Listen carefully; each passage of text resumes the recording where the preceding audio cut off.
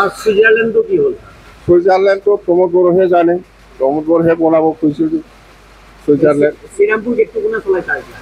শ্রীরামপুর গেটটো প্রমোদ বড়ে চলাই আছে। এটাও শান্তি চুক্তি কৰি পেলাই শান্তি আনিহে আমি কাম কৰিছোঁ বিটিচি অঞ্চলত।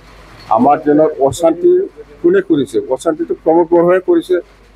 প্ৰমোদ বড়োৱে যেতিয়া ইলেকশ্যন আহে তেতিয়া ন বটলে নৰে এনেকুৱা আন্দোলন কৰে। এইবিলাক মই আগতে কৈছোঁ নাটক, মই নাটক। আৰু আপোনালোকে মনত ৰাখিবি, ফেৰেংগাই যিটো কথা কৈছে আপোনালোকে মনত আছে না নাই? ইয়াৰ ওপৰত যাৱতীয় ব্যৱস্থা ল'ব লাগে হিচাপত, কিন্তু লোৱা নাই। যেনিবা ফেৰেংগাই কৈছে BPF-এ যদি আকৌ চৰকাৰ কৰে তেতিয়াহ'লে বিটিচি অঞ্চলত ব্লাড ছেট হ'ব। এই কথাটো কেনেকৈ ক'ব পাৰে? ফেৰেংগাই সেইটো কথা কেনেকৈ ক'ব পাৰে? আৰু ফেৰেংগা চাওক, ফেৰেংগাই বিটিচিৰ মানুহ নহয়। আমি RTI কৰিছোঁ। ফেৰেংগাই 2005 চনৰ ভোটাৰ নহয়, এই 2008 চনতহে আহিছে। ইয়াৰ কাৰণে আমি RTI কৰিছোঁ। অহাৰ লগে লগে তাৰ নমিনেশ্যনবিলাক চব কেঞ্চেল হৈ যায়। সুইজাৰল্যান্ড তো কি হল? সুইজাৰল্যান্ড তো প্ৰমোদ বড়োহে জানে, প্ৰমোদ বড়োহে বনাব খুঁজছে সুইজাৰল্যান্ড। শ্রীরামপুর গেটটো কোনে চলাই থাকে? শ্রীরামপুর গেটটো প্রমোদ বড়ো চলাই আছে। এটাও প্রমোদ বড়ো চলাই।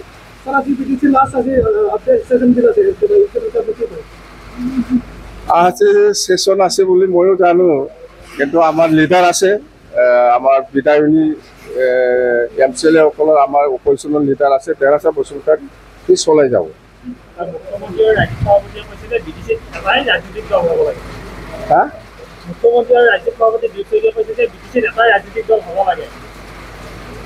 এইটোতো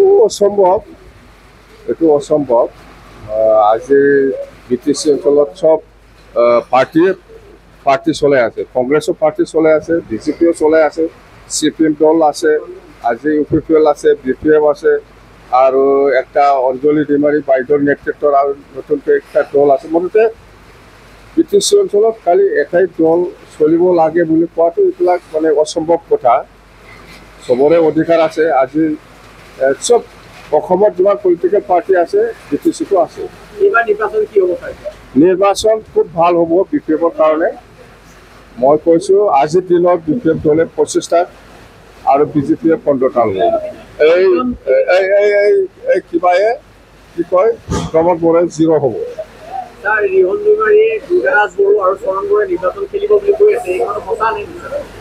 নাই, সেইটো সময় আহক, দেখা যাব। আপুনি বিচৰা বাতৰি পাব কেৱল News 18 এপত। News 18 এপ ডাউনলোড কৰিবলৈ স্কেন কৰক এই QR কোড। Google Play Store-তো পাব এই News 18 এপ।